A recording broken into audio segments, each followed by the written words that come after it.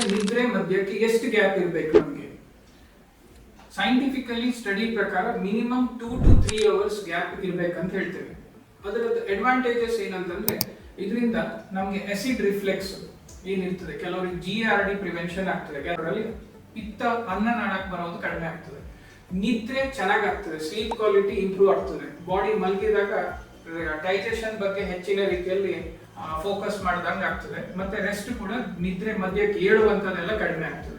ಮತ್ತೆ sugar spikes, diabetics ಅಲ್ಲಿ sugar spike ಆಗೋದು ಕೂಡ ಈ ಗ್ಯಾಪ್ ಇಟ್ಟರೆ, ನಿದ್ರೆ ಮತ್ತೆ ಊಟದ ಮಧ್ಯೆ ಗ್ಯಾಪ್ ಇದ್ರೆ ಸ್ಪೈಕ್ ಆಗೋದು ಬಹಳ ಕಡಿಮೆ ಆಗ್ತದೆ ಅಂತ ಕಂಡು ಬಂದಿದೆ ಅಷ್ಟರೊಳಗೆ.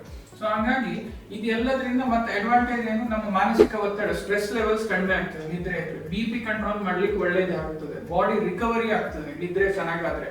ಸೊ ಇದೆಲ್ಲ ನಮ್ ಅಡ್ವಾಂಟೇಜಸ್.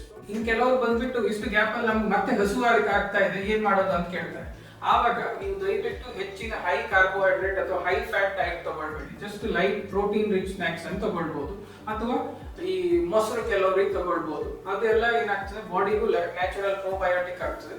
ಶುಗರ್ ಸ್ಪೈಕ್ಸ್ ಎಲ್ಲ ಅಡ್ವಾಂಟೇಜಸ್ ಕೂಡ ನಮಗೆ ಅದರಿಂದ ಸಿಗ್ತದೆ ಅಂತ ಹೇಳಿ ಬಯಸ್ತೇನೆ. Thank you.